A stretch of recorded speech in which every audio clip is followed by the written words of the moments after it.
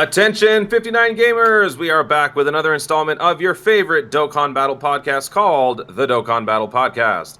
I am your host Toonrami, and joining me this week are some of the best and brightest Dokkanners, starting with the international family guy himself, Talon. Ohayou gozaimasu, minasan. Part-time stand user and full-time Super Battle Road King, the Masked Ningen. Yo, how's it going, everybody? A man of many gachas and many more student loans, Gale Riot. Hey everybody, how are you guys doing tonight? Star of That 70s Show and second best Venom actor of all time, and somebody I hate right now, Nolar. Hey guys, I love you, Toon. I love you. And this is what happens when I have to make a last-minute intro. Tiger. Hello.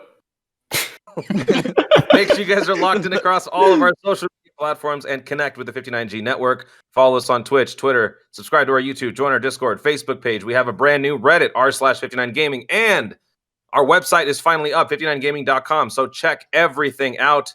Stay tuned in, locked in. And also, make sure you are following the International Tournament of Power because things are heating up, and we are now in the second round of the festivities. So things are getting quite dramatic. Make sure you guys are tuned into all of that stuff. Links to all of those things are everywhere. Make sure you guys are fully locked in. And without further ado, let's jump into this week's episode 10, Copyman and the Goons of the Galaxy. So we'll start off with the topic about Bojack, the Goons of the Galaxy and Bojack. Everyone's been clamoring about the fact that this unit, while he's good, there seems to be some similarities with another unit that a lot of people know about. So we'll just kind of open it up for discussion. What was your guys' initial take when you saw the build for Bojack? Did you think, all right, cool, this is another strong unit? Or was it more like, okay, wait a second, I've seen this before? We'll start with Talon. I had a feeling you'd probably go to me since I love, the guy that everyone's comparing him to, aka STR Cooler. Still one of the most amazing cards in the entire game. Okay, for me personally, I actually like him just simply because he's it's a play style I personally like. Now, do I agree that STR necessarily needed it? Yeah, maybe not. But I actually like that he is. He's actually kind of a little bit better of a support unit. Or I like the way that his support unit works, part of his passive at least, because he gives you your team, at least on that particular category, which you've seen the category is actually pretty decently sized. Again, we'll have to test it out for ourselves when it actually comes out. But you actually get to give everyone support no matter what. And then the more players or the more enemies you're facing off against, then you give more boosts. So it works for both Super Battle Road and longer events, and he is going to be able to stay relevant for the power creep if the category continues to be good. That is something we have yet to really see, though, so far. Then if he transforms, he's just a beast. Not to mention, I think he's a little bit better defensively in terms of Cooler because he gets all that extra defense and attack when you get extra orbs and everything. So I personally like him. I personally wish he had been a different type, but that's just me. But yeah, I actually like him. So Nolar, go ahead. Okay, so he's got a very similar kit, but also a little different. Of course, he really supports, right, his space traveling warriors, which I guess we can get into later. That category is a little sus on like who they omitted. But the transformation mechanic, not an issue. 4 turns and then 1 enemy only, not a big deal, at least to me. It might be a problem for I guess Super Battle Road, but honestly, you kind of want to leave him on transform because that extra support is great. You know what I mean? Like that what is it? 2 key for 30%, and then another 10% attack and defense when 2 or more, and then another 10%. So you probably want to leave him on transform for Super Battle Road. But anyways, when he transforms, like he basically is a meld of Cooler and like Cell, like the Strength Cell and even the LR Int Cell, because the extra 3 orbs or key spheres for 30% attack, 50% defense. Same thing again. 6 key will give you another 30% attack and 15% defense. And just to remind you guys, that is calculated separately. So in the order of operations, you got the starter turn stuff, and then you just go through the links and all that stuff. And towards the end, that's where this extra additional part of 30% attack and defense will be factored in later. So it's actually a bigger boost than you think. So that's pretty good. Plus he stacks attack. Does he stack up to Cooler in that regard? I don't know. Kind of depends. I mean, I prefer crits, but I'll actually have to play around with them and see. just look at his category list, though. Resurrection Warriors, movie bosses, full power, transformation boost, time travelers, time conquerors, and human deeds, space traveling warriors. He fits on a lot of teams. It's just that his link skill set means you really want him to be linked with another Bojack, or some kind of Hera clan crew. So yeah, that's I like him. I'm gonna be summoning for him. It seems like December or late November, early December is the like last year was Android 13. It seems to be the extreme version of like that one of those units around this time, and yeah, we'll see. I think he's really good, and we'll have to see what his banner looks like. But yeah, I'm pretty hyped for him. Yeah, they've kind of done a replica of what they did last year. Like, after the worldwide celebrations, they did the not necessarily Resurrected Warrior, sorry, Wicked Bloodlines unit, cooler last year, this year Frieza. And now they've kind of done a movie villain like how they did Android 13 last year with obviously Bojack this year. I don't still understand what's their love and affection for STR units. This year we've had so many. It's actually ridiculous. And honestly, I wouldn't have minded it if they had actually switched over like Zangya's typing and Bojack's typing, given Extreme Tech to Bojack and Extreme STR to Zangya. That would have been completely fine. Yeah, I mean, as a unit itself, I like, Talon and Nolar mentioned, the really solid unit. The only problem that I have with him is that it's literally copy paste and thrown onto thrown an extra line or two for both units effectively. Um, his active skill slash transformation isn't that bad either. Like 4 turns and it's only when facing one enemy as well.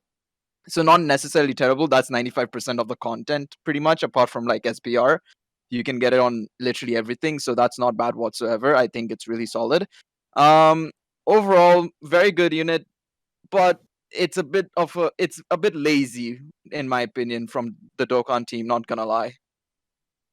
Is it really so bad that okay, do you think the problem is more compounded by the fact that he and Cooler are literally the same type, on top of the fact that their passives and their builds are so similar? Do you think that this would have been different? The outlook and the overall perception would have been different had he been Extreme Tech, for example, something that people have been begging for. Do you think perception would have changed if that was the case? Yeah, Not I feel like necessarily, but yeah, you go ahead, Mas Ningen.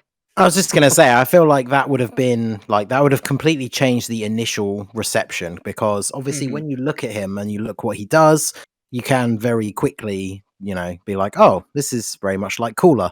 And then being STR doesn't help. But I feel like if he was Extreme Tech, which, like you said, is something that everyone's been clamoring for ages, that we need a new big unit for Extreme Tech, not just for the unit itself, but like that has this sort of double category leader skill, so you can actually run a better team on the ESBR stage. Because at the moment we basically have to run, even when a good unit gets added, like say Super Saiyan 4 Broly for example, you can't really use them that well on the stage because you can only run like the 120 leaders that typing has. So I think if he was Extreme Tech, even if people had drawn those comparisons to Cooler, I think it would have been more positive, because then we would be coming at it from the angle of like, oh wow, Extreme Tech has its own Cooler now. So yeah, the fact that he's the same typing as well as being incredibly similar, it almost makes you wonder why like he exists, because he's on a lot of the same Yeah. teams. So he's just Cooler but with some slightly different links. think- And obviously, minor differences as well. But like him Yeah. being the same typing, I think is a really weird decision. Well, I think it would have been the initial reception, like you said, would have been like, oh, nice, we got an Extreme Tech unit, which we desperately need, as we've mentioned, I think, in like thousands of podcasts and videos and stuff like that. I think that's one of the most commonly spoken things. But I feel like still it's kind of lazy. I just don't think it's good. Like, don't get me wrong, he'll still be a fantastic unit. I think we've covered that. He'll still be amazing, when we see him in action and all that, we'll probably see like solid damage out of him, and he'll be an amazing support and so on and so forth, especially when he's linked with the Bojack crew, or the LR that is, or the AGL Bojack, or whatever you link him up with from the Hera clan. But it still doesn't change the fact that it's becoming a reoccurring theme. SSJ for Gogeta, a exact copy of Jiren. Bojack, an exact copy of Cooler. What's next is, let's say, presumably, I'm going a bit ahead here, we'll come on to that later on, but if they do LRSSJ2 Gohan, is his whole link set, not link set, sorry, his passive and everything going to be exactly like Spirit Bomb Goku from last year, that is.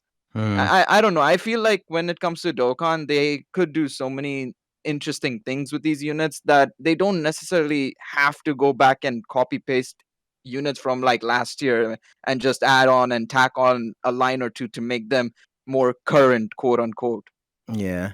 Well, it's So like we this- put out that video recently about the, all the fan made cards, and we all went through and picked some of our favorite ones. And like, obviously, some of them, as will always happen when people make their own cards, are like ridiculously overpowered. But some of them had an interesting like combination of abilities and things like that. So it makes you wonder why, like, people always come up with all these different crazy ideas, and then whoever was in charge of this guy just went, "Oh yeah, cooler." let's also point out the fact that he leads Space Traveling Warriors as a brand new category. Tiger, Space Yes. Traveling Warriors is defined on the Dokkan Wiki as consisting of warriors who have traveled through outer space. So my question to you is, what the hell, and why is this category stupid? And can I don't- also ask one more question? Why doesn't Yeah. it have Broly on the category? That's what I was saying. That's what I was saying. When I first saw the category, I thought immediately, like, Broly should definitely be there, right? Like, but the thing is, like, there are so many characters that have traveled through space, right? Like, it could have been a huge category. Mhm. So what I'm thinking is, like, maybe they went a little bit more specific, and they were thinking like maybe warriors that like regularly travel in space or like are Don't you actively see the in problem there? space. Yeah. Yeah, but Yeah. well, Well, like the- Namek Goku and stuff like that, and yeah, Yeah, the It's inclusion so of odd. like the GT like main characters like Pan and Trunks and stuff. Yeah, I feel like it is supposed to be more sort of people that have had like multiple adventures in space and not just traveled through space once. Because remember, I think Truth mentioned it the last time he was here, but the summary on the wiki is just created by the people who make the wiki. It's not Mhm. officially from Yeah. Dokkan. So Mhm. even though that's the summary that it says on the page, that's not specifically what it's supposed to be. So Yeah. I think the inclusion of the GT people makes it stand out to me more as a sort of like Tiger said, it's almost like people who regularly travel through space. I mean, the thing is, if we even arguably say that, and I'm just trying to bring in the whole Broly argument, especially for Z Broly here, because if you think about it, the original Z Broly, not from Second Coming, I understand if they don't want to add the LR STR Broly and the LR Tech Broly, because that's Second Coming. He's only traveled through space once, come to Earth, and beat up Goten and Trunks multiple times in that movie. But the original Broly, the original Z Broly from the first movie, he was technically traveling through space with Paragus for quite a bit of and that was the whole context of the movie. Him and Paragus were Mm. traveling through space multiple Mhm. times, and then only ended up on Planet Vegeta 2, whatever it was called, New Planet Vegeta. And then the whole movie happened. Does that not necessarily count as multiple adventures as well, or is it because that they just put it in a flashback and they're not counting it because of that? Because that's kind of Yeah, contradictory in my you'd think opinion. it I would feel count. you I would just think it would count, I right? think we're thinking too hard about this. I think Bandai just does what they want, and like sometimes doesn't make Yeah, sense. classic Akatsuki, Well- classic Akatsuki. That's a Kotsky, yeah. Or, there you go. But Yeah. here, the problem is here is like the crossover was so well done, and now we have this, and this is Yep. like, and the reason why we're all like up in arms is because the categories aren't well defined. I put Mm. this out on Twitter, and I think Goresh has mentioned this too. It's like, okay, Super Saiyan category. Everyone who's a Super Saiyan or who can transform into Super Saiyan, like that's easy. Like it's black and white. You know who's there, and those who not, those who aren't. Super Saiyan 2, same thing.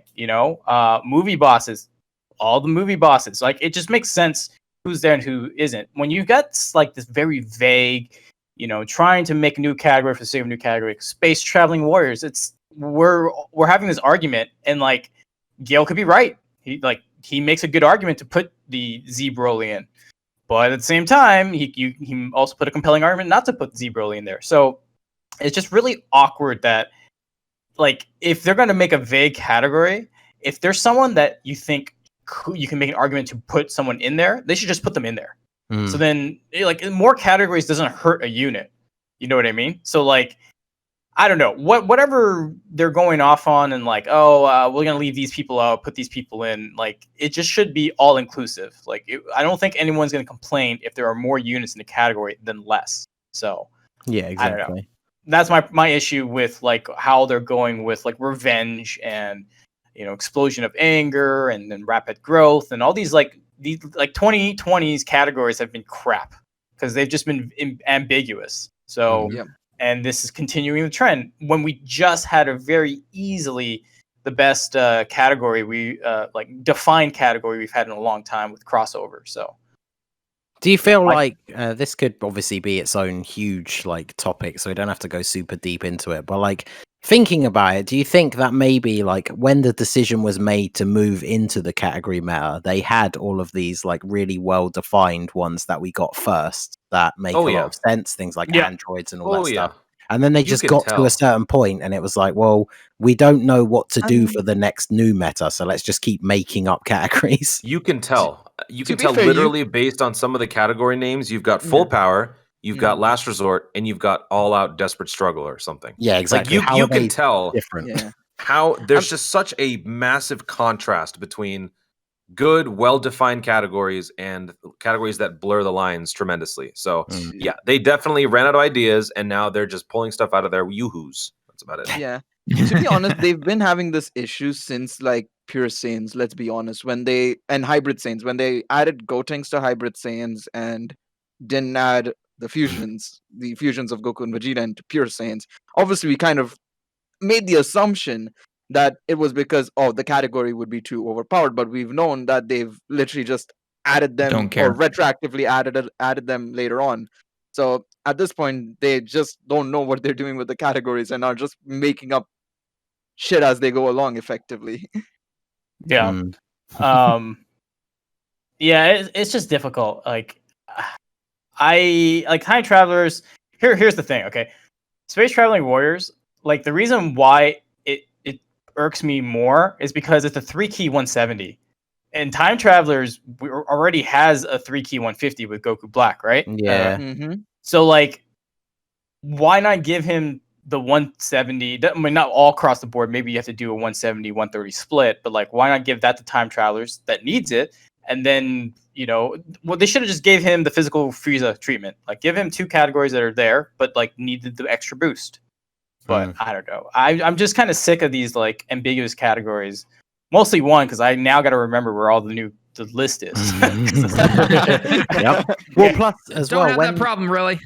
Plus yeah, as I know. well, when there wasn't like 50 million categories, then obviously they started bringing out the category stages for Super Battle Road, and those have been like releasing in sort of the order that they came out. It's like, so are they going to end up doing one for every single one, and we're just going to get stages for all of these really weird like subcategories, or very strange? Well, we're eventually gonna get them all. Yeah, it's just they're always taking their sweet time pushing them out, because they usually push out the categories for Super Battle Road or just Super Battle Road in general during like big celebrations. So like anniversary, Saiyan Day. Well, not for global, but for I was going to say unless Saiyan you're Day, global, and then you just don't get them. And then worldwide celebration. So they usually hold all these categories, like, or these new stages for Super Battle Road till then. So I don't know. I'm not a fan of like these just ambiguous categories, and I'd like to like pad out or fill out, I should say, some of the other weaker categories, quote unquote. Well, especially because we still have categories that don't have actual Dokkan Fest exclusive leaders yet, and so we need stuff like that before we need some other new random category that you won't necessarily even ever use. Here's the counterpoint to potentially rationalize why they do this stupid stuff. Maybe. I'm just trying to play devil's advocate here. Maybe they're doing this also because the more categories they have and the less units that lead those categories, the more value they hold for later on events where Super Battle Road stages require those particular leads. Because if they were to go back and reinforce every single category with 4 or 5 bona fide leads, really good leads, then Super Battle Road becomes a little bit more straightforward or a little simpler for you, because you know what you need to do. You have to use one of these 4 units and you will most likely have at least one of them. Whereas if you're trying to do, let's say 2 years down the road, Space Traveling Warrior Super Battle Road, and the only real lead for that is this Bojack, you had to have had this Bojack, and if you don't, then you have a little bit more of an uphill mean, battle. That's what the Majin Buu saga was for a long time. It took them 2 years to release the next one, which was obviously the LRSTR Vegeta. Some It is because some of possible. those categories, it's you can obviously, depending how big they are and how varied they are, you can like game the system, I guess, however you want to call it, by technically using a different category team in which all of the units are from that category. But obviously this one, I'm just having a quick look down the list. I mean, there's a ton of movie bosses in there. So there's ways to work around it, but Yeah, I mean, don't I was know. just trying to think of something to kind of justify what they're doing. But while we're on the subject, go ahead. Before that, after that, we'll move on. No, I'm just saying, like, Ningen's point is good because you could, like pure Saiyans. Well, you could run a Goku's family of just Gokus, right? But run a better lead. So there's ways to get around it if necessary. But you do make a good point, because if they put out a category and there's only one Dokkan Fest and it's like the most unpopular one, well, you can't do the Super Battle Road. You can't get that LR. You can't get that EZA. So you gotta just summon for it. I see your point too, though. But while we're on the subject of space-time, I keep saying space-time. Space traveling warriors. Let's also talk about the Zangya, because the Zangya is the sub-lead for that category. And just like the Bojack Cooler relationship, there is unfortunately a parallel with this unit as well. Would anyone like to clarify on that, build upon that a little bit? Yeah, I mean, it's. There's nothing much to say apart from it's exactly the same, except for one extra line or 2 extra lines. It's literally word for word the exact same. There is literally there's literally no difference between the two. Absolutely no difference between the two.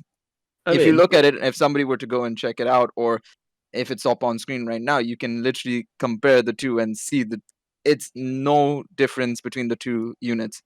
The only thing that Zangya, I think, does is that she reduces the attack and defense of the attacked enemy, and recovers 10% HP at the start of turn.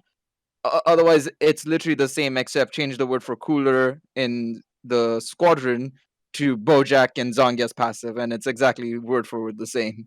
Yeah, go ahead, Tiger.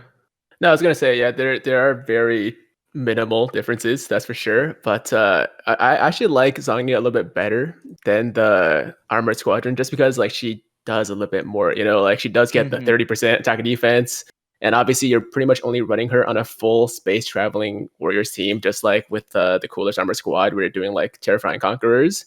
But I like the fact that she does have a little bit more utility. Like she heals you, she'll debuff the enemy. And as far as her stat distribution, I mean, she has a little bit more defense, so she should tank a little bit better too. But yeah, other than that, I mean, it's basically like, I don't know, like maybe they had like a short time frame to work on these units, and they're just like, yo, let's just like take another Dokkan Fest we did before and just like copy the same stuff, right? Just change it a little bit. And yeah, I mean, there are a lot of similarities, that's for sure. It's literally that. Can I copy your homework memes? Yeah. Can I copy your homework? Just change it a little bit. Yeah. I do want to make one quick thing real quick. Sorry to interrupt everybody. One thing to note with Zangya compared to Cooler's squad is that for Zangya to have that second part of her passive, she has to be on the attacking rotation as Bojack, compared to the Cooler squad, who does not. It just simply needs to be on the team.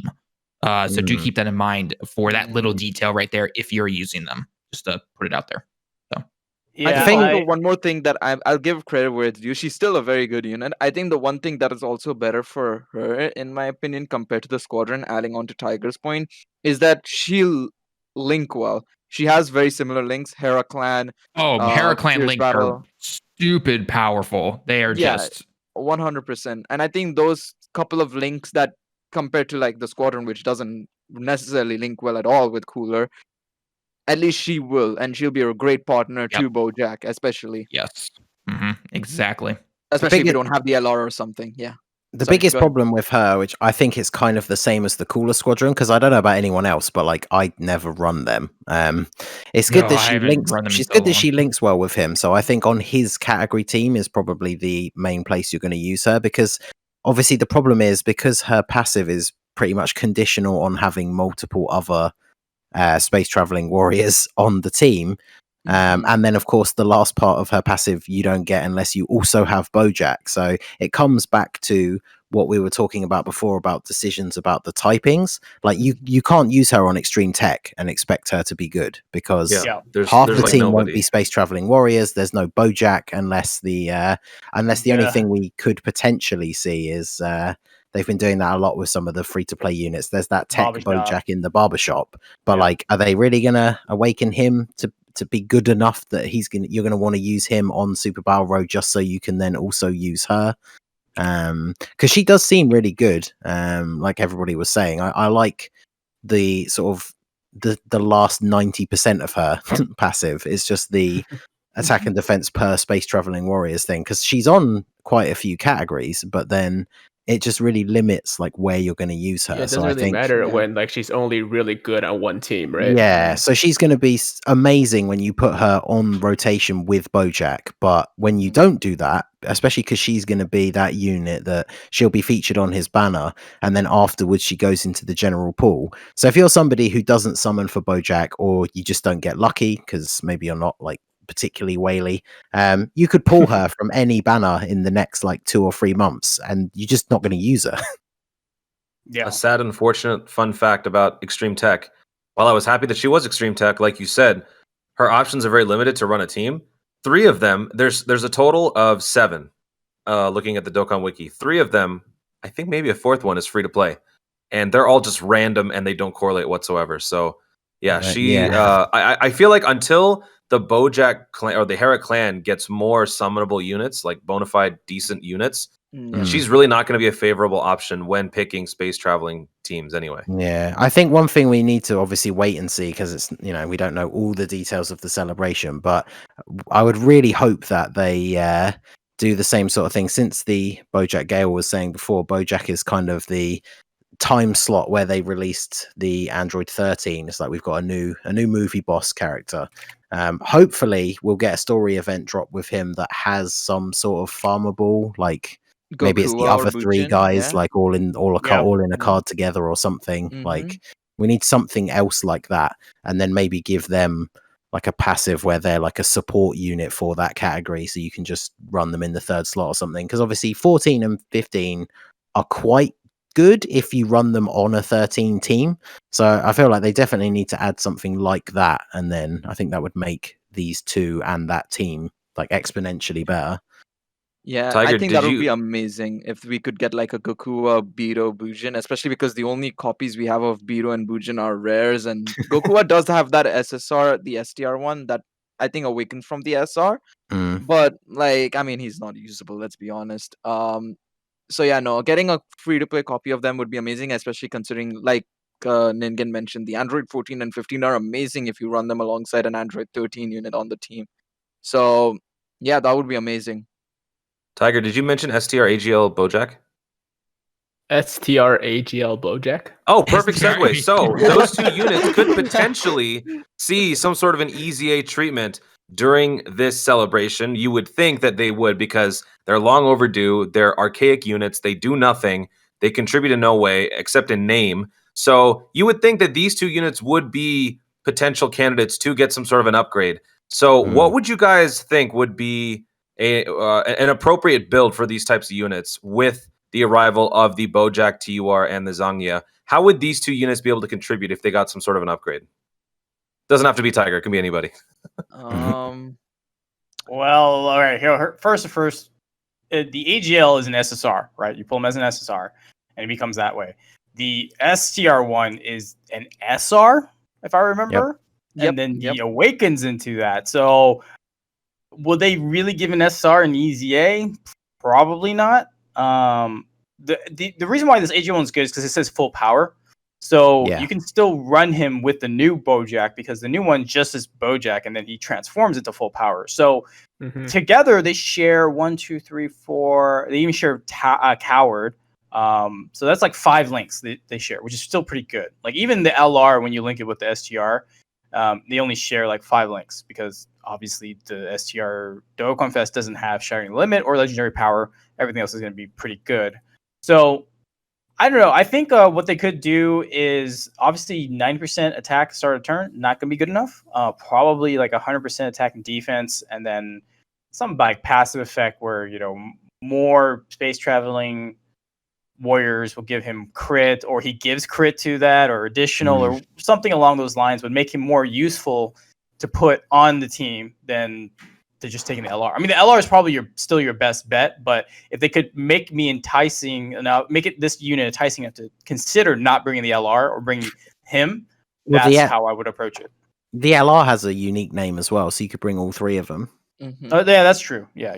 But I'm assuming for people who don't have the LR. Yeah, because the Dokkan Fest one basically only replaces the physical world tournament one, who is okay. He was a unit that I was kind of keeping an eye on, because when he gets his awakening eventually, he'll pick up Shattering the Limit, and then I think that makes him, aside from legendary power, he has every single link with the LR. But obviously now the new Dokkan Fest kind of replaces him by name, so they really should do something with this AGL full power Bojack, because then that's another option for that team. And I like that idea, like Nalar said, like we've seen from some of the newer units. Give him something in his passive, like the EZA Super 17 or something like that, where he's giving other like space traveling warriors crit or additional or something like that. And then as long as he gets a decent stat boost, maybe throw like raises defense or greatly raises attack and defense or something like that, and then I think he would be perfectly usable for that team, because you want more units that have those links like Hera Clan and Galactic Warriors to really maximize the Dokkan Fest Bojack and the LR as well. Any other potential builds on this AGL Bojack? Not really. I mean, they could go full support route as well. I personally don't think they will, because the Dokkan Fest already has it. I think they'll probably either just give him like straight up like attack 120% and defense 120% at the start of turn. Maybe throw in something like guard against all hybrid Saiyans or something along those lines. Maybe something unique like that as well. There's not much they can do with him. His passive being so basic, for lack of a better word, in his current form is not very indicative, because they could go literally anywhere with him, which is a good thing and a bad thing depending on how much you trust Akatsuki. But I just think that making it a bit unique, throw in a bit of hybrid Saiyans guard, condition, that would be cool. Maybe support space time. Even I'm saying space time warriors now. Space traveling warriors. That would be awesome as well. I'm looking forward to seeing what they do with his super attack. I hope it's not gonna end up being like Broly's, where they just keep that greatly lowers defense. I hope they add something else to it, because that would be nice. But we'll take what we can get. I'd say out of the possibility of one of these Bojacks getting an EZA, as opposed to maybe a Beto, Bujin, or Goku getting some sort of a new unit, I feel like this is probably the more possible option. So here's hoping. But while we're still on the subject of Bojack, obviously when you talk about Bojack, you talk about Gohan. And a lot of people initially were also a little bit upset that the Gohan was not announced with the Bojack. And we still don't really exactly know what's going on with that, except for the fact that the next chain battle on JP is going to be featuring Super Saiyan 2 Gohan. So JP players, your guys' takes on the new chain battle. The advantageous categories, obviously, Space Traveling Warriors, Terrifying Conquerors, and also Namekians randomly. So what are your guys' thoughts on the new set of units you guys need to get this upcoming chain battle done? Okay, so normally we have a lot of super units on these chain battles, and then the lacking side is the extreme side. But this time it's reverse, because Space Traveling Warriors plus Terrifying Conquerors, all the best extreme units, right? So that's going to be pretty good for most people. Their box is going to be great, but Namekians is going to be the downside. So really, I had no idea on that one. The biggest problem is not many people really care too much about Piccolo, the Dokkan Fest one, right? And like we've got a ton of Piccolos, right? The LR, shout out to Truth. The AGL honorable one. The AoE strength one, of course, the Dokkan Fest physical, but then there's that EZA Area Piccolo, the physical one. And looking at just like what at least what the Dokkan Wiki has, they don't have the nail in there. They don't have like, you know what I mean? So like it's gonna be really interesting how we're going to fill out the Namekian squad if you're running chain battle.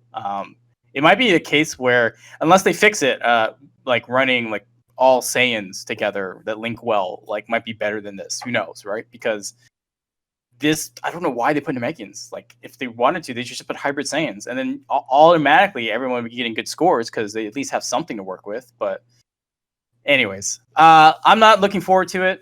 I'm just like souring on Chain Battle more. The more they add these stages, it's like really, and yeah, I'm just. Well, I'll do them obviously, but I'm not looking forward to it. So, Talon.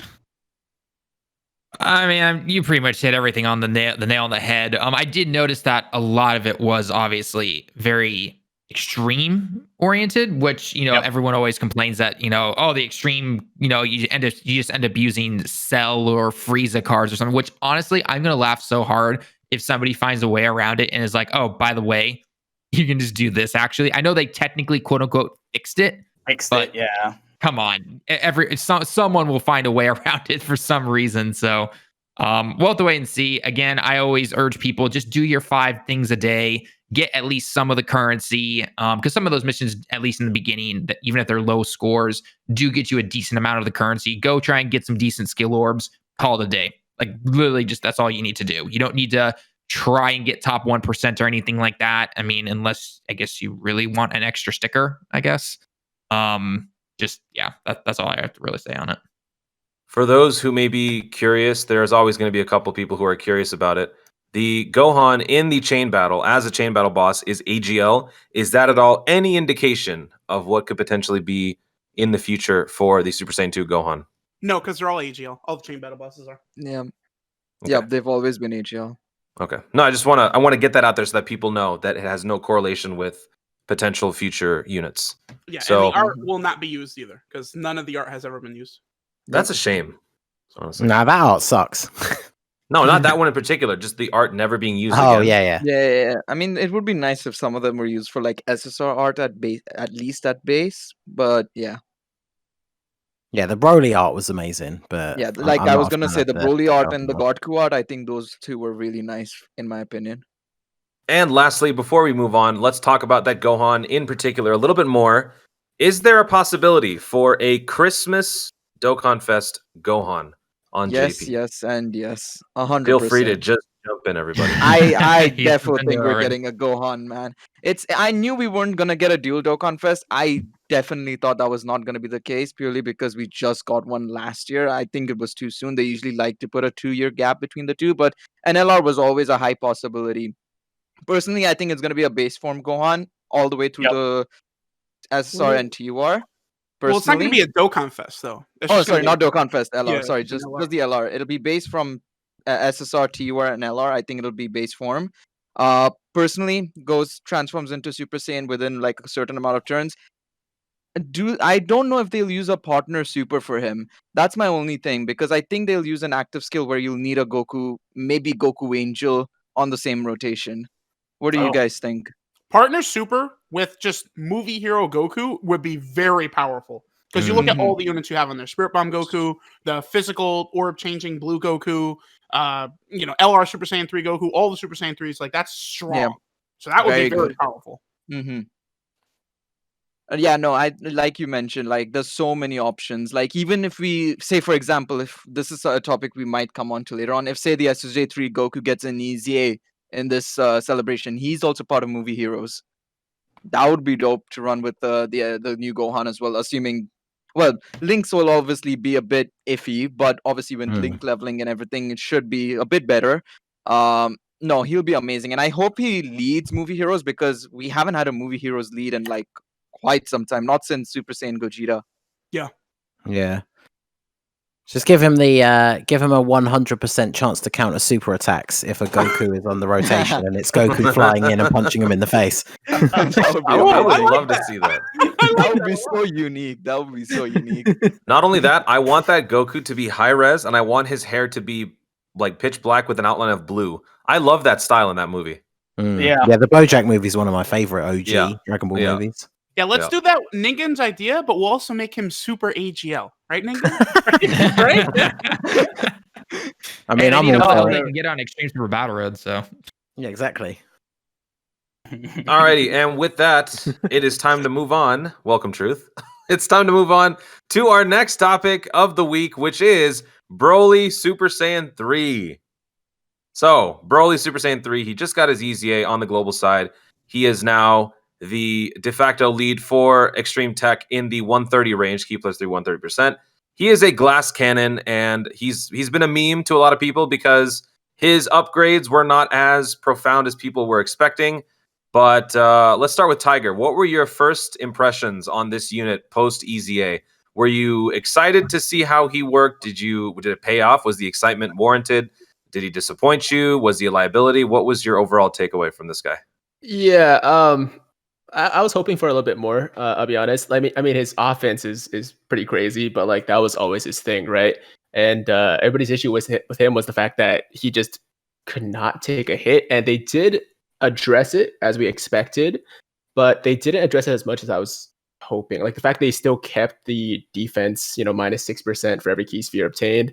Yes, it's better now because he does get defense to start. But like he still doesn't really do too well against some of the harder or more powerful enemies in the game, right? Like on Extreme Super Battle Road or LGE, for example. So I would say he's good. I'm like satisfied with him. He still hits super, super hard for sure.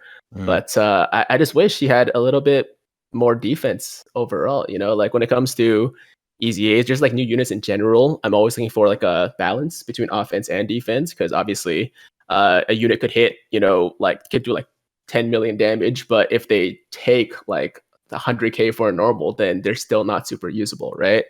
So yeah, I'm just kind of lukewarm on him. Like I don't mind him. I think he's a good EZA, but he could have been better for sure. In The problem- hindsight, go ahead. Real quick, with his timing, is like, isn't Super Saiyan 4 Broly just better? Yep. Yep. Yeah, 100%. In hindsight, looking at his, what he does now post EZA, is it too much to say that he should have been given some sort of a defense boosting effect instead of a defense reducing?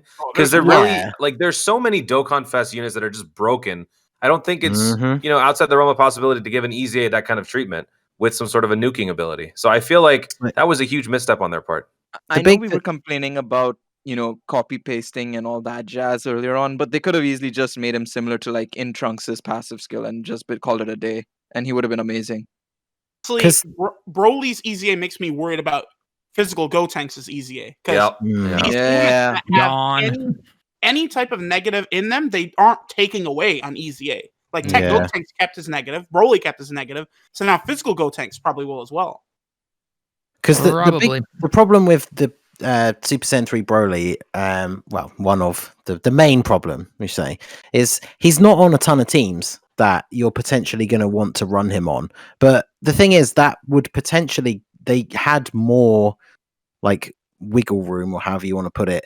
They could have made him so much better. Like Toon said, this is what I was saying, like when we first saw his EZA details, is if they made him attack and defense up per orb obtained, then he would be really, really good, but he wouldn't be like game breakingly broken, and partly because he's only on like 3 teams. So even if they made him like one of the best units on like the Super Saiyan 3 category, that's only really like one of the main teams that you're going to be running him on.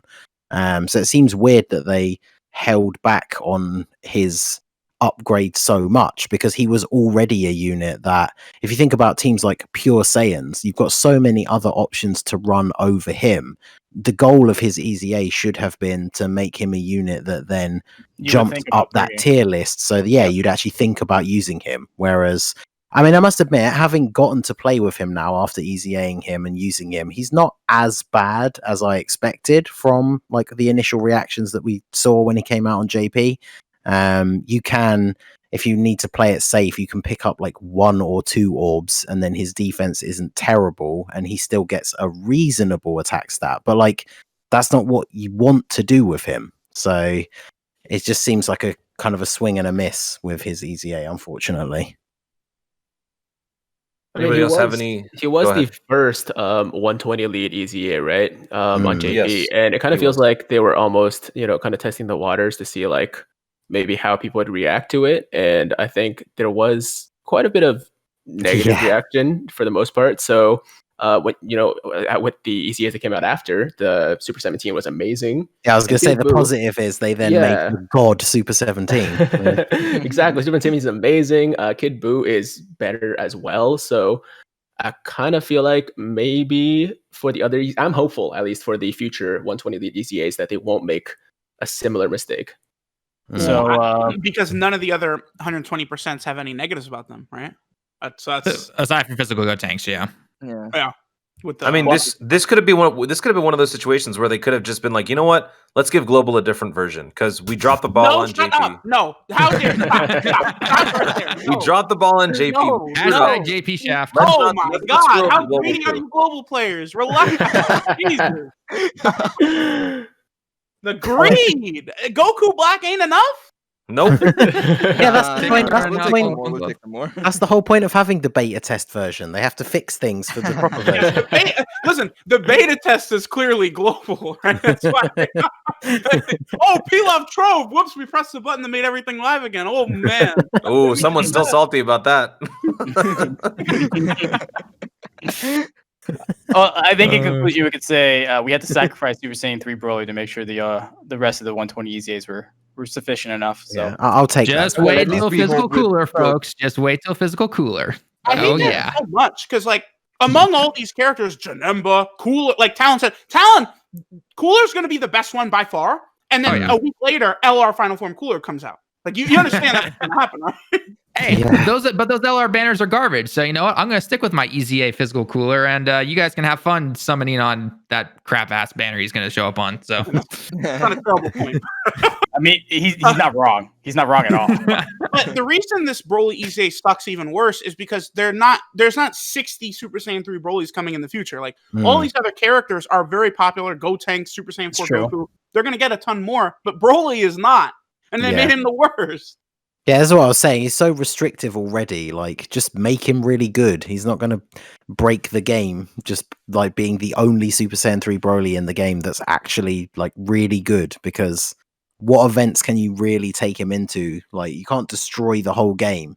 And even by giving him that, like fixing that issue with his minus defense, it doesn't make him anywhere near as powerful as any of the units that we would consider being in like the top 10. So it just seems weird that they held back so much. At least he finally found a home in the crossover category. So now you can run him with a bunch of random, just, non-canon weirdo units. Well, the thing is, though, I tried that out on because I did the trying out the level 10 Link Super Saiyan 4 Broly.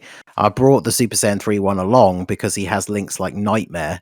But then when you see like the final attack stat that he then gives to Super Saiyan 4 Broly, he ends up with a higher attack stat if you just bring a support unit. So even on the crossover team, he's not like, I probably wouldn't use him.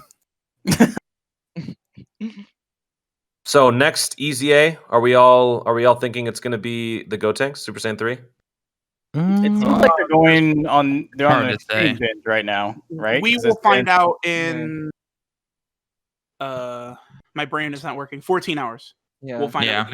when it hits midnight Japan time tonight, we'll see. We should see the celebration details, and it'll be interesting to see if they actually do another 120 lead, or if they do like what they did with Mass Sand and do another random one. So All right, well then let's place our bets. What would you say if you had to pick one?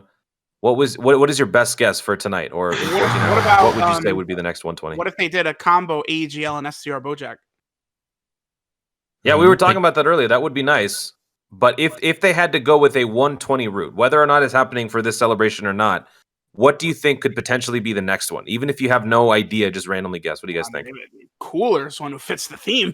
Yeah, I think but it'll definitely be an they never extreme go with lead. themes though. They never go with themes though. So Well, I mean- Ibu was themed. Was he? Yeah.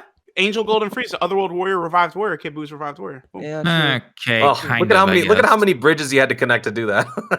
What? Who? His unit's still survived warrior. I'm He's a gonna survived warrior say- unit. What are you talking about? I'm gonna say Super Saiyan 4 Goku, just out of the blue. I'm just gonna say Super Saiyan 4 Goku, totally out of left field. That's my bet, quote unquote, for the next 120 EZA. I don't know why, just Well, Super Saiyan 4 Goku. Yeah, because I feel like I was going to say, I feel like because they've already done 3 extreme units, it almost seems like they are. Someone mentioned it earlier, I think, going to do all the extreme ones 1st. Mhm. Yep. And yeah, like True said, making that connection, like physical cooler is on Space Traveling Warriors. So, I mean, would, but here's the other Extreme connection. stuff. Hey, extreme strength with the Janemba. Yeah, hey, we'll just run a full extreme strength team, and you can run extreme strength easily now with all the space. I mean, I can make that argument too. yeah, Yeah, Janemba's my it's- dark horse too. I think he could be better than physical cooler. Easy. You know, I got both of them level 10 links. I'm ready for both of them. I'm ready. a bit off topic from a normal EZA. Do you think they'll easy area the free to play physical Gohan from the story event? Good. No. It's not out of the realm of possibility, but No, hard to I say. think they'll probably do another from the hero and villain extermination event since Whis and Hachiak are getting their awakenings right now. yeah. Fairs? Yeah, that's fair. What was the last? Because that Gohan started off as an R originally, Yeah. and then they discontinued the R and they have him start off as an SR Super Saiyan. Yep. So Mhm. they wouldn't give. Well, actually, I guess they could. But have they done an SR all the way to TUR free to play that just stays at TUR? I'm trying to What? think. What Like do you- a story event, a free to play story event unit that starts off as an SR that goes all the way to TUR. What was the last unit that did that? Do we have it's any? The guy who just got an EZA, Bardock, the Great 8 Bardock. He's so, well, and again, what you're saying is that Gohan started as a rare and went all the way to an EZA TUR. Bardock did. Bardock started out as a rare. Now he's all the way at TUR. Okay, so yeah, it is. Yeah, it is Bardock, definitely possible. And Yeah. that just came out in October. So yeah, they definitely could awaken Gohan and EZA him right away. They could.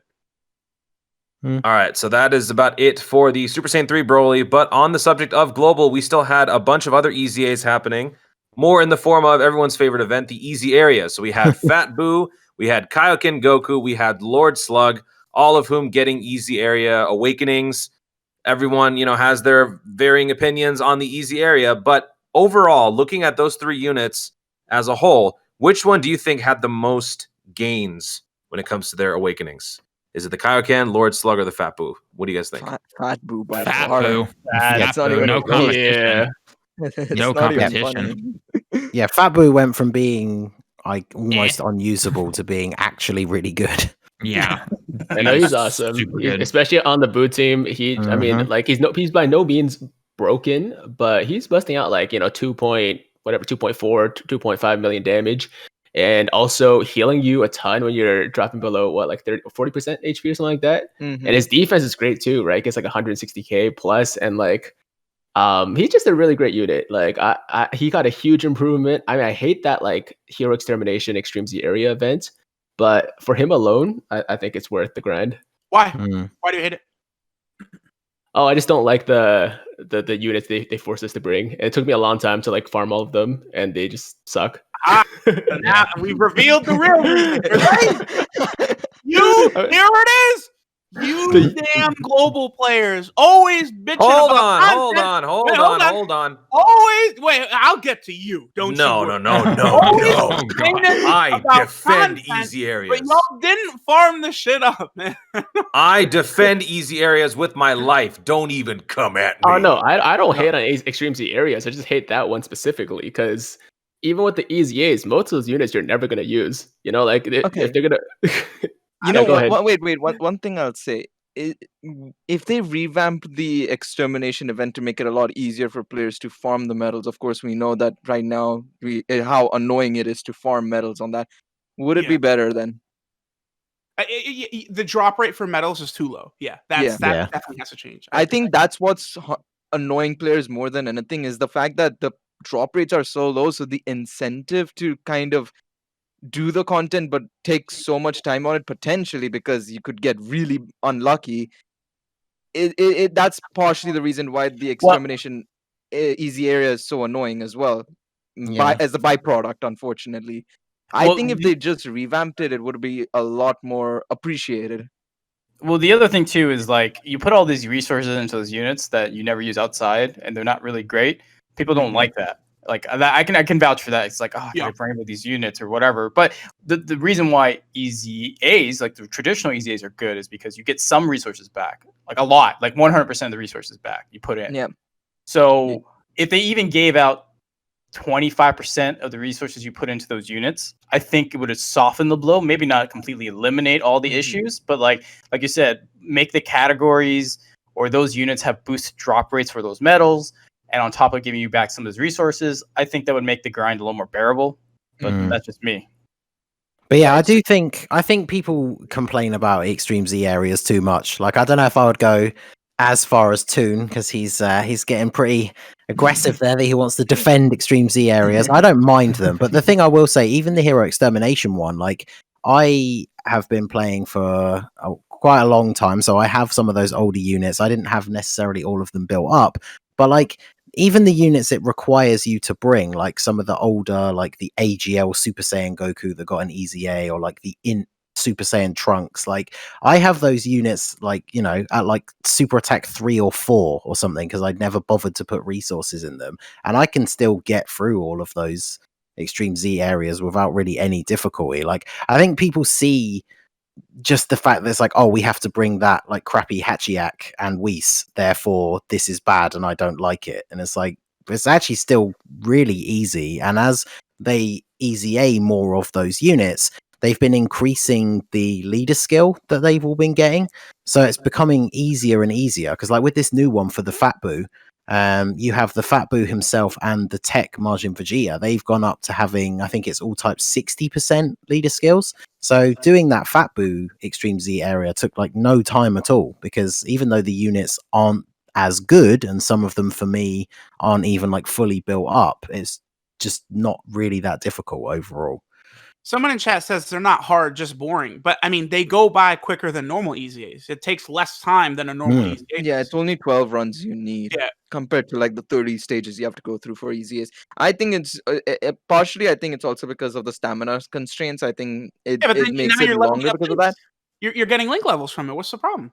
Yeah, no, I don't disagree. No, no, I'm saying, go into one of those bum ass EZAs. You're not getting link levels. What's up? No, what I'm saying is the stamina constraints, because it obviously you're doing like 12 runs and you're using up like six times on 12 stamina and 6 times on 25. It takes the span over potentially the whole day rather than immediately finishing off 30 in one go. So, yeah, but it's worth with the link levels. I'm saying. Yeah, I mean, you're not wrong on that. You're not wrong on that. I'm just trying to get reasons why from the chat more so than anything else. But he's memeing. He's memeing because like those units that it makes you use. Who cares if their links go up to like 3 or 4? I'm never going to use them. You fell into my trap, Mr. You activated my trap card. I opened my trap door and it's like, well, actually, these units aren't as bad as people are crying about, right? Physical Fat Boo is actually super good, right? Tech Majin Vegeta is serviceable across the entire game. You know, literally World Tournament, Battlefield, Super Battle Road. He's solid everywhere, so he's usable. The Tech Super Saiyan Vegeta is great for long events. He stacks. The 3 Super Saiyan 2 Gokus, you're gonna tell me they're bad? No, like the AGL and physical ones are almost like must runs on something like Majin Buu Saga or Kamehameha. Like Kamehameha needs them. They're very important. And then the physical Piccolo is decent, but obviously like the AGL Goku, the Int Trunks and Gohan, I mean they're fodder, right? But these units are better than people have ever given them credit for, and it's stupid. Oh yeah, no, I totally meant like the units that it's making you use on the team. Like some of those ones you mentioned, the ones that are actually getting the EZAs from that event, like I would agree, are actually really good. And so it's good that you're at least getting a couple of levels in them. But yeah, some of those units that are actually bad, I don't think it's a good trade-off that you're just getting some link levels in them. But... Oh, you don't like level 10 Hachiak links or anything like that, man? Come on. I mean, also to counter the point of like the stamina usage, I'm countering my own point here now. You do the same thing with Dokkaning units. It's the same process, except you're just easing units here instead of Dokkan awakening units. Same process. So if you're saying this is boring, then you're awakening your newer units. That's the same process. That's boring as well. Then we should also mention that JP is getting the AGL Whis and the physical Hachiak TURs, and these 2 units are pivotal for these Hero Extermination EZ areas because you have to have them in there. So I was also going to ask you guys, we're currently at 10 stages on the Hero Extermination event EZA Area. Do you guys think that they're just going to keep going and building with that and just keep piling on more and more, but changing the requirement for like the future stages to have the TUR levels of those two units? That's already in the news. You have to have them TUR. They're going to do that, so they're not going to make a brand new one. It's going to be a No. continuation of the same one. Yep. Okay. And they're gonna just obviously EZA all the units that awaken from that event. So like AGL, Kaioken, Goku, Maju, like they're gonna finish all those units out. Mm-hmm. Okay. And then last thing that we're going to talk about regarding EZA areas is actually what you're seeing on screen, which is the Prime Battle Super Saiyan Goku. So for Global, we have now been given the announcement that the Extreme Z Area campaign for the Prime Battle Goku is underway. So for Global players for about a month, you will have time to ready and fully max out the 6 units that are required to be fully readied up to do the Goku EZA Area. So I'll kind of just throw it up to you guys. Are you all ready? We'll start with Tiger. Tiger, are you ready if you had to start today for that Prime Battle Goku EZA Area? Would you be ready to go with your 6 For the units? most part, the only unit that I'm not done with Extreme Z Awakening yet is the Lord Slug, but everybody else is done. I've just been doing them as they have come out. I actually put out a guide today just talking about like all the steps, and like because I've been playing for like 4 years now, like I have everybody pretty much ready, the Goku ready and all the other units, but just like looking from the perspective of like a fairly new player or like someone who hasn't been around for that long, like it's a massive undertaking. Like just farming the Goku alone is going to take you a while, right? Especially if you want to farm him to Super Attack 2025 for free. And then each of those individual units, you gotta like for the LR Goku Black, you gotta do a couple times as well to like get him to Super Attack 25 for free. And then there's also like units you gotta farm for like each Extreme Z area if you don't have them ready, and then you gotta get like free to play Vegeta's family guys to like farm the actual Prime Battle event. And it's just like it's a crazy grind, man. But personally, I am pretty much ready. But like I'm just like I feel for those newer players, that want to get them done. I think it's massively well done. I'll make this quick. You guys can jump in, but they make it super long so that they can make the units insanely busted, right? Like that Frieza, I feel like you could argue that Frieza being borderline like a top 5 unit in the game. Like he's that insane. He's completely free to play. You don't have to spend any stones, nothing like that, right? So it's like, new players, but like they can't like always just focus on new players, right? Like this content is for people who have been around for a while, right? And you can get a unit for free who's on the level of new summonable units and stuff like that. So I think exactly the way they have it for Goku and Frieza is 100% A-okay in my book. I got no issue. I agree with True. To build on what he's saying, they're already kind of doing their part for the new players by giving us a month, right? Like, because again, like he says, this isn't, not everything has to be for the new players. Some of it has to be for veteran players who've been around since the beginning. So giving that 1 month, I feel like is enough of a grace period. Sure, that may not be enough for a lot of people, but it's enough. Like it kind of sends a message. All right, new players catch up because vet players are about to take off with this new event. If you want to join them, you have a month to do so.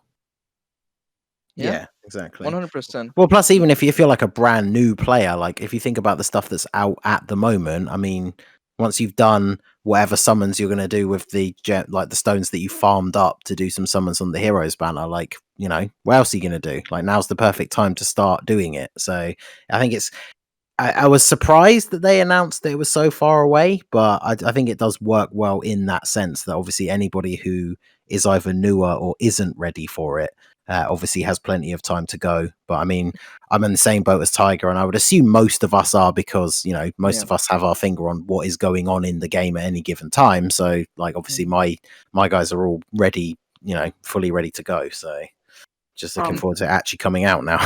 Real quick, they did announce it like 4 weeks ahead of time on JP too. Like it's the same sort of like timing they did on JP and Global, right?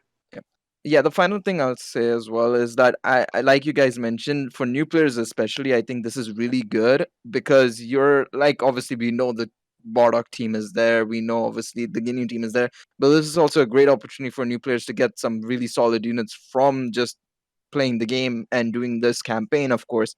But yeah, like Tiger mentioned, I'm in a very similar boat. I just have to awaken my Lord Slug. I didn't get a chance to do the Lord Slug event that often. I was very lazy with him, I'm not gonna lie. So I'll probably be done with him soonish. And I have to do his EZA. But apart from that, it's all ready. And I'm looking forward to it because the Goku seems really solid. He's not Mhm. amazingly busted or anything like Frieza, but he's very solid, and I'm looking forward to using him on Super Saiyan or any other category, pretty much. Yeah, the last thing I'll say is, yeah, I'm very excited for him too. And just because, like I said, it's really hard for new players to get it, but it's not a bad thing. In fact, I think it's really cool because like for newer players, it gives them something to actually work towards like long term. And it's not like if you don't get him done now, you're never gonna have a chance to EZA him. Like the Extreme Z area will be around, right? So, yeah, I'm super excited. Can't Yeah, wait. I can agree with that because it's kind of like when, for those of us who, I mean, we weren't necessarily newer players, but like when it first came out, it reminds me of like when the LR androids first came out as like the friend unit. Because it's like if you want to do it, like now's the perfect time. Like Tiger said, it gives you this like goal. It's like a big, almost like quest for you to Exactly. undertake that has all these multiple steps. And if you are a newer player, like they've given you enough warning in advance. Like if you want to sit down and do it, and like Truth said, you can do it completely free to play. You don't have to spend stones to like refresh your stamina. Like it might take you a little bit longer, but we now know we've got basically a full month. So yeah, if you plan it out, I mean, loads of us have done guides. There's one on the 59 channel as well. I'm pretty sure like all the information is out there. So if you want to, even if you're only going to start tomorrow, all the steps are out there and you can potentially be ready as soon as the event comes out. So it does give you something to work towards, even if you are starting from zero. So Anybody else have any final thoughts on the Prime Battle Goku LR EZA? No, I think we hit everything. All right. he's Well, that's really going to good. wrap up. Yeah, that's No, going to wrap up the first half of the show. But folks, don't go anywhere. We will be right back with your questions on Twitter coming up next. We'll be right back.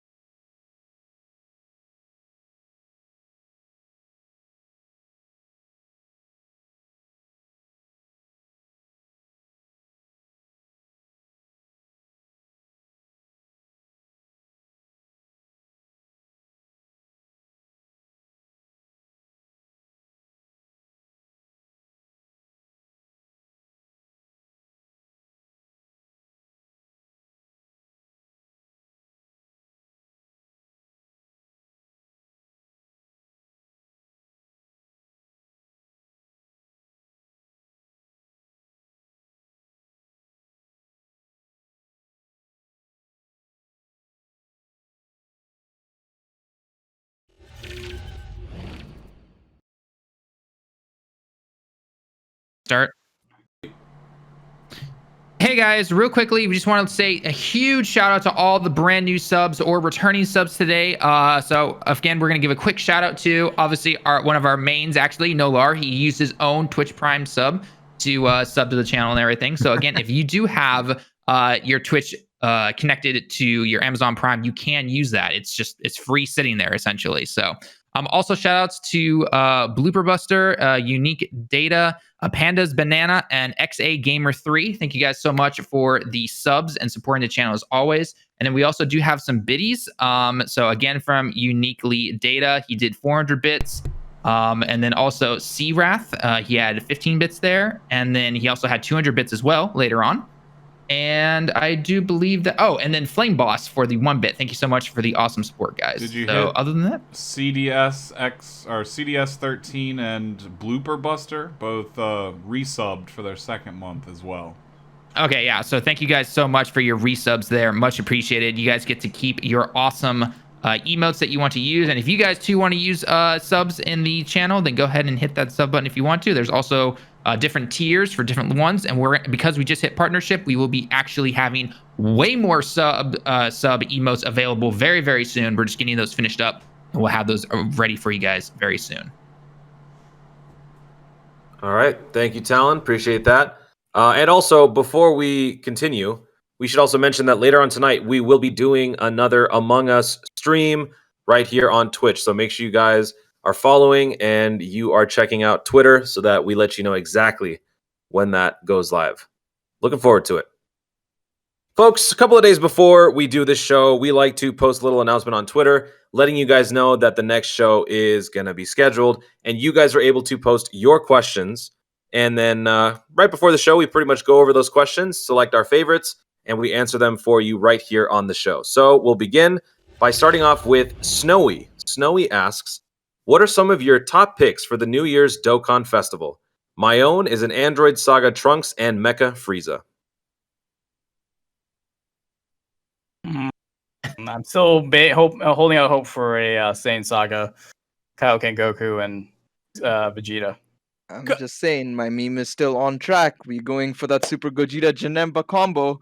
Just saying, Fusion Battle is happening. That's what I've been saying. Yeah, I think my two picks are Gogeta Janemba or Great Ape Kid Goku and Demon King Piccolo.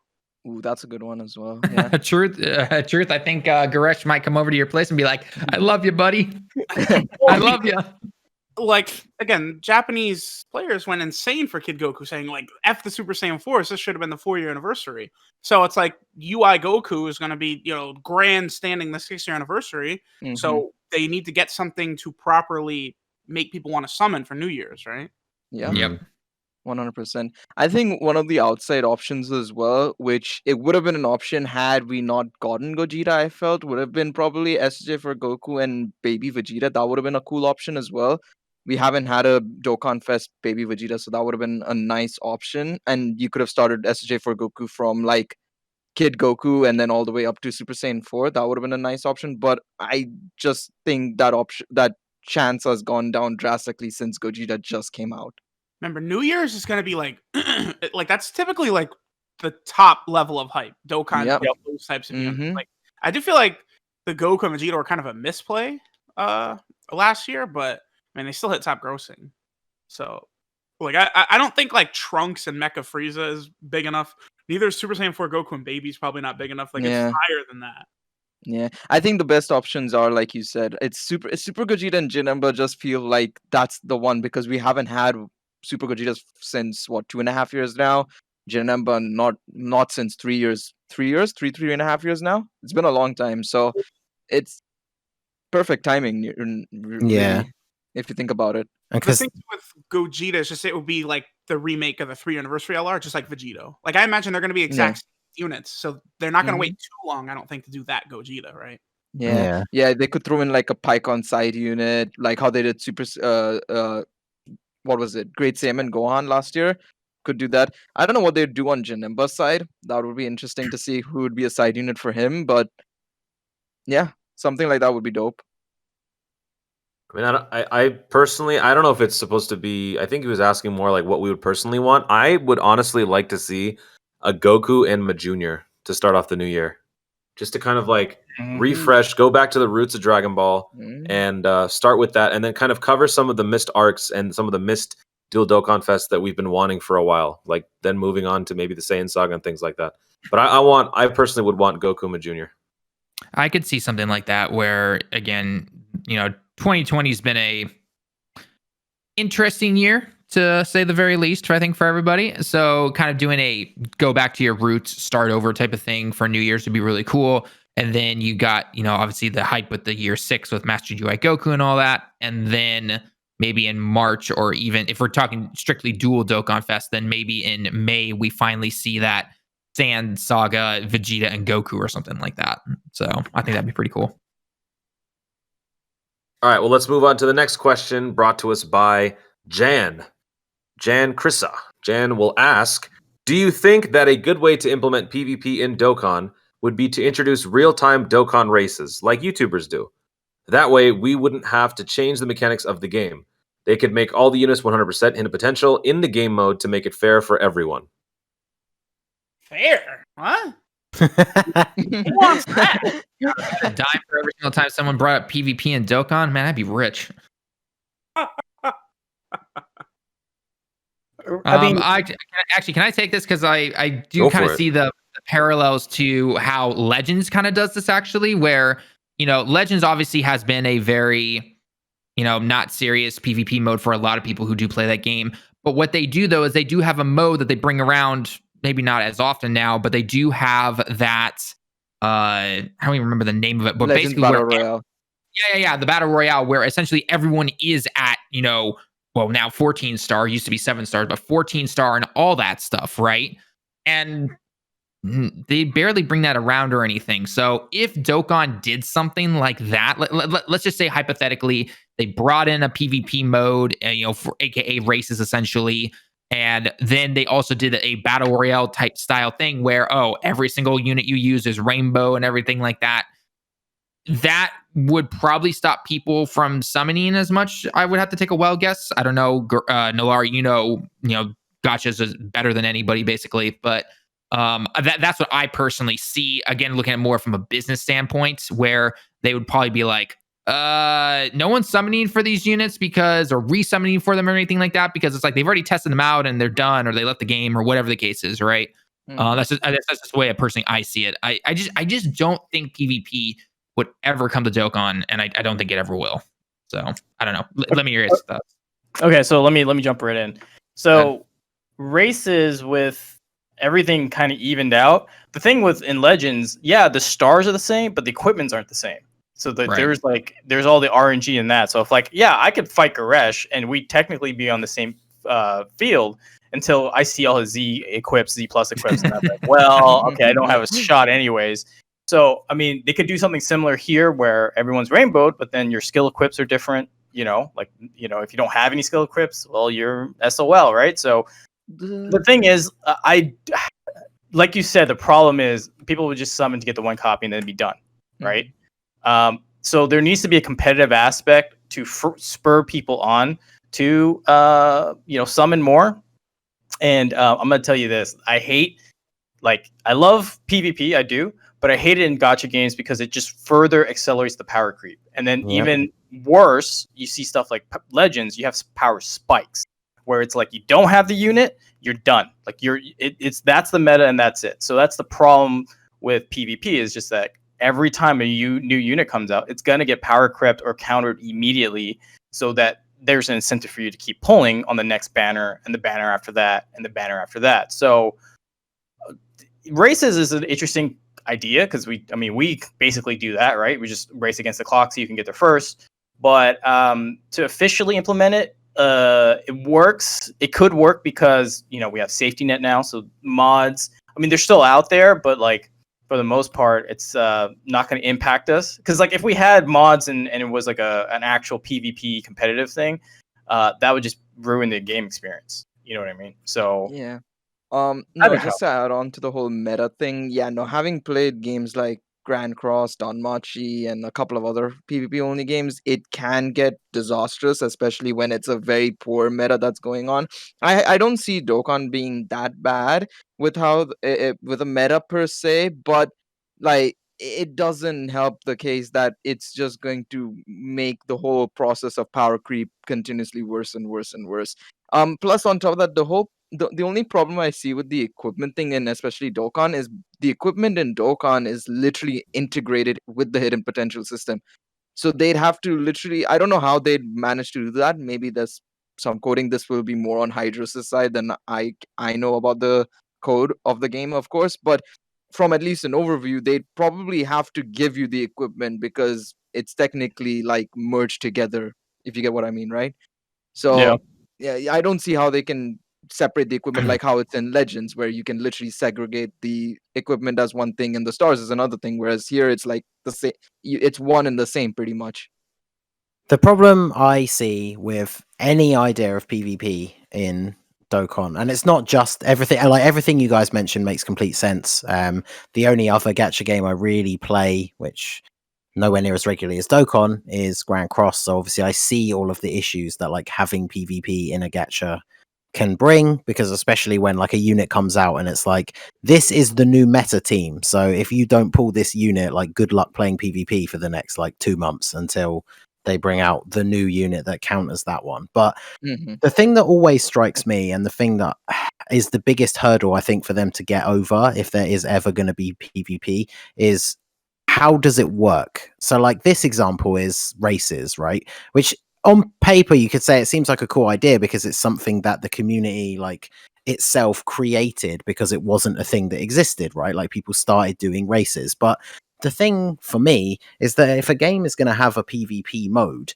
then the mode itself needs to be like fun and interesting. Like unless they completely change the UI in some way, then if you think about it, a PvP race is just going to be, it matches me up with my opponent, and then it's just me playing Dokkan the way I normally would, and then at the end it tells me whether I beat the other person or not.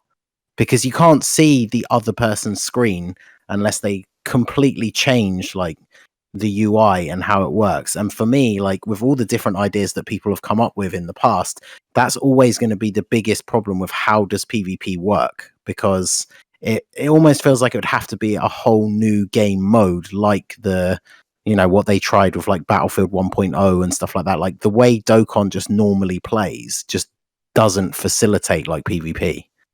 Yeah, it would be extremely hard to put it on the same screen, especially if like you're trying to put like two side screens basically on the Exactly. same side with like the bubble tapping thing. That's not gonna happen. It would have to be something like maybe turn based or something. But even then, like it's slow. It might not be fully like functional. It might be clunky more than functional. I think clunky is the right word here. It would be very very clunky. Yeah, I mean, to circumvent that problem of like not, you know, knowing what the other person's doing, they could just like put a progress bar, you know, on the top of the screen or something like that to show like how far, or like I guess what percentage of the race or the event the person has done already, right? So you can like kind of trying to catch that's up. Like actually a I think good that would make it a little bit more interesting, could make it a little bit more intense, I guess. But the way I see it with like PvP and gacha games, like I mean, it's nice to talk about like, you know, trying to like balance it for people and like make it more fair. But the way I see it, I mean, PvP is just really meant to get people to spend more money, right? They want to use it as a way to That's 100%. exactly. So I don't think they would really care too much about trying to balance it. They want you to like, you know, try to get like all the dupes and like try to get the best team possible, and that's going to be an incentive for people to spend more money. So I mean, I'm honestly not a huge fan of the idea of PvP. It's nice to think that maybe they would consider, you know, like free-to-play players and all that stuff. But I mean, at the end of the day, I think it's just gonna end up being a mode that like for whales, essentially, right? And if you're not a whale, or if you No, yeah. it is. Yeah. It absolutely is. Absolutely. Like all the PvP games I've ever played, or gacha games, it just becomes a whale fest. Like honestly, because Exactly. if you want to be competitive, you gotta whale out. That's it. Like that is it. Yeah, no. Do you think that, especially recently, especially with how many things, you know, we've seen so many banners come out and Dokkan not necessarily reach top grossing. Obviously, they still make a lot of money. We know that for a fact. Dokkan's still very much up there in, of course, you know, the top grossing charts. But, you know, with that baseball game that Konami's made, Pad, Monster Strike, Fate Grand Order, and the cutthroat competition that's coming out in Japan right now with all these gacha games, especially with Star Smash coming out now, and Grand Cross releasing very hype units with the 1 and Assault Mode Meliodas, so on and so forth. Do you think that all of this cutthroat competition might force them to pull that trigger and make PvP a thing so that they can generate more money, so that people are forced to summon more? Well, see, the thing is, if they pull the trigger, only problem is it. At least from the history of the gacha games I've seen, it's just short-term gain.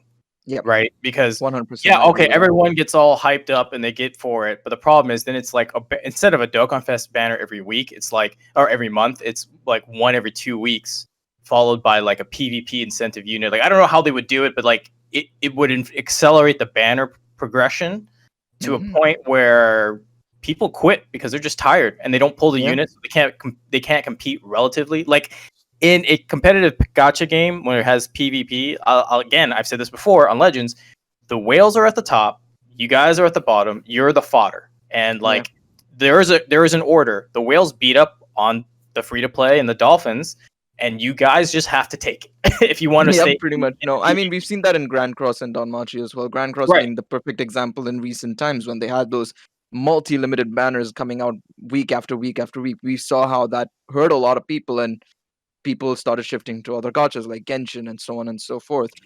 So no, you're right, completely right on that for sure. It's very short term, but yeah. Yeah, so here's the thing, like if even for just to complete my point, the free to play and the dolphins, like in order for them to stick around and take the abuse from the whales, the other modes have to give them some incentive to stay, right? Right now, Dokkan hasn't been performing very well in those other content spheres, right? So if they pushed out PvP, people get hype. It might last for like a couple months, maybe longer. But then once they release that progression point of banners every other week, you gotta summon to counter the meta, and there's a new established meta. Whatever the case may be, if they're not keeping up content on the other side, then the people who are just sick and tired, they just easily quit. And that's how you go from a spike in revenue to a huge drop, because then people will just fall off. And I'm talking whales, because I mean, I love summoning, but if I have to summon like every week to stay on top of things, I'm just going to quit and go to something else that's a little more casual for me. You know what I mean? Anyways, we've gone on long enough about PvP. It's a whole minefield that they need to navigate very well. Otherwise, this could spell the doom for Dokkan. Yeah. Or, just don't. 2 weeks from now is going to be interesting, right? Because Legends didn't get top grossing with UI Goku. What's going to happen with Gohan? To me, I feel like Gohan is just unless Demon Slayer has a collab with something, and it's just like, well, no, no, okay, okay. That baseball game has a Demon Slayer collab. Well, Demon Slayer does have a collab with Grand Blue coming out in December, so that's a big problem. Grand Blue is huge IP in Japan. So.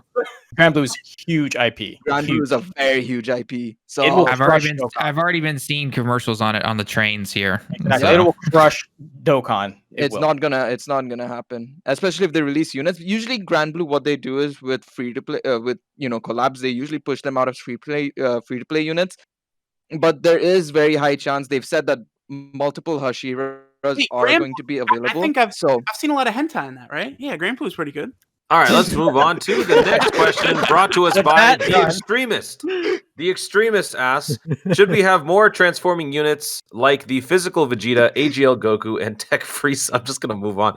They seem to be divisive and get a lot of hate, but there are certain characters I'd like to see like that. Cell is the first to come to mind, and in the future, Moro most definitely. Uh-oh. Yeah, spoilers! Truth, protect me, please.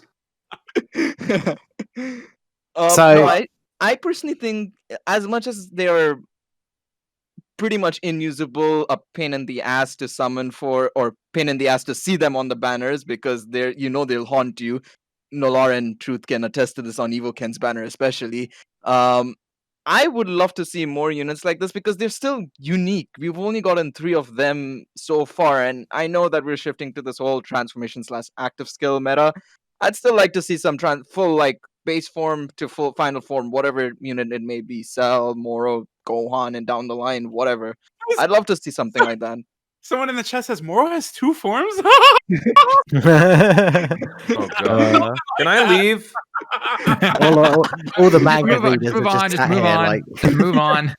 All right. two. He's got two. Yeah. So Yeah, okay. the thing is, Yeah, go those guys were kind of like almost like the blueprint for the transformation units that we have now, I guess. And like Mhm. one thing I think that stood out to a lot of people that was super disappointing about Goku and Frieza, which they kind of addressed with Vegeta, was that yes, they had 5 forms in Mhm. total, but like 4 of them had really boring, lame super attack animations, and they didn't change a huge amount between what they did in those forms.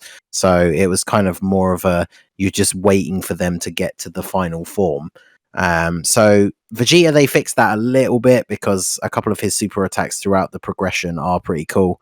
But yeah, if they do something like that again, it could be interesting, but they definitely need to make it so that each form is in itself like something interesting. Yeah. Otherwise, I just don't really see the point of doing it. The reason why I hate Goku, Vegeta, and Frieza is just that every form is just progressively stronger than the last one. It's not unique in any factor. Yeah. Yeah. So like it's just you got 20% damage reduction. Now it's 21% damage reduction. It's like come on. No. So like I wouldn't mind seeing this if there was a unique portion to it. That's the first part, and the second part is if I could choose when to go up or down. That's it. Because I want to stay in Super Saiyan 3 because I need those links because this is the Super Saiyan 3 team. I don't want to go blue, but I only have literally one turn to get that right. So if I had a choice to go, I want to go from base form 1 to 2 to 3, and I want to stay at 3. Give me the option to stay at 3 and make 3 unique from 1 to 3, 1 to God in blue. You know what I mean? So those are the only reasons I would ever want those units back. Otherwise, I prefer the current transformation active skill meta. I mean that I was gonna add to that. Like you mentioned, let me keep it in that stage. And you mentioned active skill towards the end. What if they just make it active skill only? Like make it so that it's active skills for you to transform. So if you want to transform to Super Saiyan, active skill up. If you want to transform to Super Saiyan 2, active skill up. And My God. Yeah, I Oh was my about to God. say. What Hey, the heck? Zephyr, thank you very, very much for the 50 Oh my- tier 1 gifted subs. Thank you. Oh my man. gosh. Appreciate that, geez, man. Thank you so dude. much. But yeah, what YouTube if watchers, they... this is just an illusion. We are It's just just an illusion. making this We stuff didn't- up. we didn't Nothing stop there. happened. Nothing All right. happened. No, but what I was saying was, what if they allow you to active skill multiple times? Kind of like we've seen them implement that twice active skill in Turles. What if they start trying to implement that into transformations now, so you can transform multiple times, but it's all active skills? That's fine with me. I mean, yeah.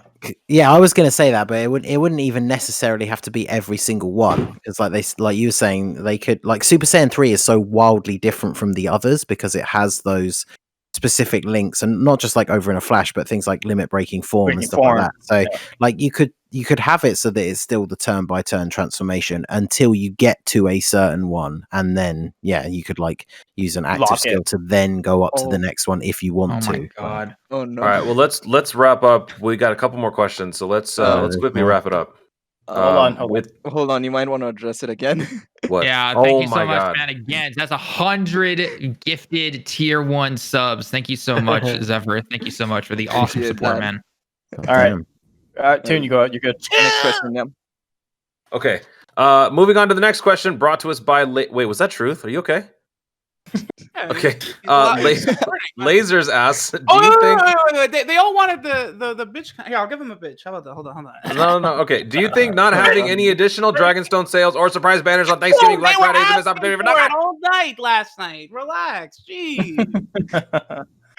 Go ahead. Are you sure? Do you think not having any additional Dragonstone sales or surprise banners on Thanksgiving, Black Friday is a missed opportunity for Dokkan? For global, maybe. I think it's not a thing. global It's more not a thing in so. Japan, so no. Yeah. So oh let's just my talk gosh. about Dokkan. Jeez. Wow. Yeah, Zephyr with another 50. Damn. Pretty good. Dude. So JP Dokkan has never really done anything special in this time, right? Like last year was Android 13, 2 years ago, in Goku Black had really amazing animations and it's Goku Black, but they've never really done anything special, right? Yeah, I'm surprised they've never tried it on global at least, because they, like you mentioned, Tal, and of course it's more popular in the West than it is, of course, in Japan. I think it would have been amazing if they could just give out like, special Black Friday sale, because I know so many other, not so many other, a couple of other gachas do tend to still do a Black Friday sale, even on Japan, just because it's obviously Thanksgiving slash Black Friday. So yeah, no, it's a surprise that they still don't do it, at least for the global side. They could add like a Pilaf Strove pack for like $7 that gives maybe say a premium Dokkan Festival ticket and some stones maybe or something like that. I don't know. And you could get any Dokkan Festival in the last year or whatever it may be. And that would sell so well in the West, especially. But yeah, I feel it's always a missed opportunity because it's easy money for them, in my opinion. Last year, the way the timing worked out with the new era for Japan, so Global was able to drop a step up banner at this time, Yeah. which worked out very well. But Oh yeah, I remember that. Yeah, it was at this time they dropped the GLR banner as well. Yeah. All right, let's move on to the last question. We're kind of running out of time here. For the last question, brought to us by GNM.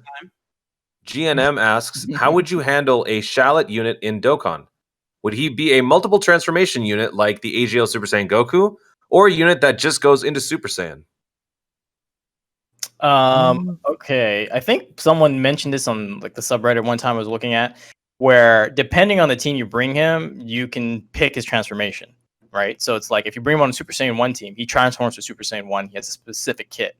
If you bring him on a God Key team or a Realm of Gods team, you can take him to God, transform him to Super Saiyan God. Like that was kind of cool. I think that's unique. Pretty cool for like a collab unit if they did that. But that's just my thoughts. I think they'll wait until he's done with his story. I think because then they have a variety of things they can do, especially if he decides to. No spoilers because I don't know what's happening in the story, and I'm not gonna lie anymore. I kind of just reached the Super Saiyan God, and then after that, I went into auto mode to try and just farm as many Chrono Crystals as I could for UI Goku. But I think if they ever decide to make him go, say UI or something like that, I think that's when they'll introduce him into the game. I think, especially once they're done with the story. That way, there's no chance for any spoilers or anything of that sort. And it's a good way to say, oh, this character that we have in this other game, you can go check it out, and that way both games mutually get like a benefit. So yeah, I think they'll just wait, but I think they'll do something where he's a full transformation unit like AGL Super Saiyan Goku, I feel. Nobody else? there's a lot of things they could do, because obviously he does have like all those different transformations. But I actually think I think we might have mentioned it before, but that idea that Nolar was talking about, I think would probably be a really, really cool way to do it, especially because he is like, they want to try and do something special with him because he's like a crossover unit. He's like the main character from Legends.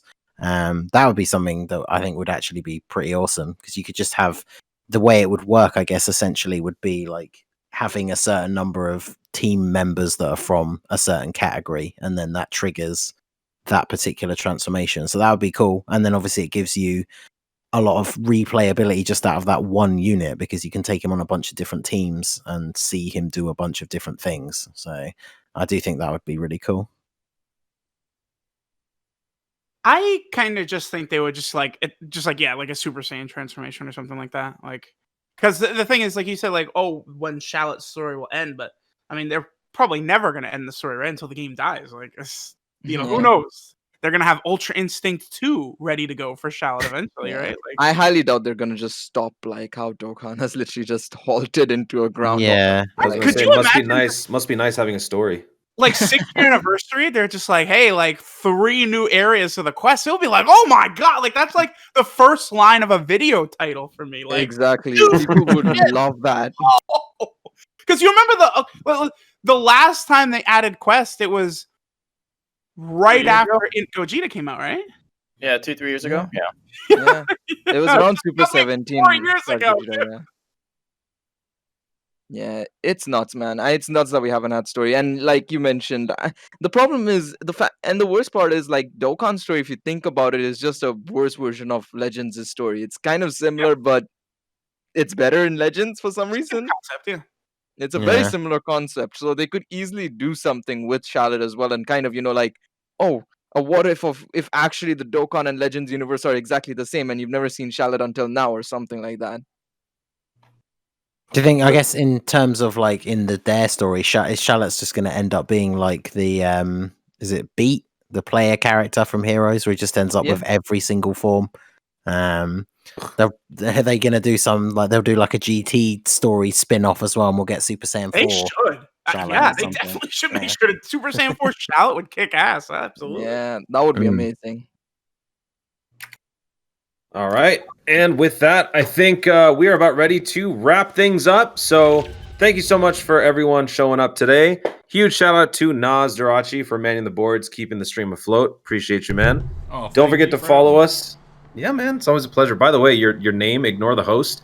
I have a feeling that's a slight jab against me. I'm not sure. No, I've been the host, like, okay. I see what you're doing. Don't forget to follow us over on Twitch, Twitter, Discord, Facebook. Check out the new Reddit. Check out the new website. Everything. All the links are everywhere. Make sure you guys are fully locked in on the 59G network. And if you miss any part of the show, fear not, because all of your favorite podcasting platforms have you covered.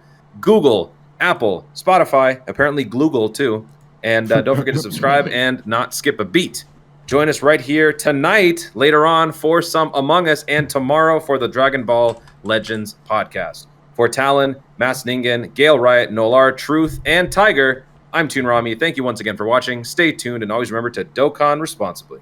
And then one last time for Zephyr and Legion. Y'all are both absolute chads. We are going to be rating Rhyme Style because he's playing Minecraft, and I don't know, it just seems like a good idea. So go show Rhyme some of the 5-9 gaming love, and we'll be seeing you again later tonight, y'all.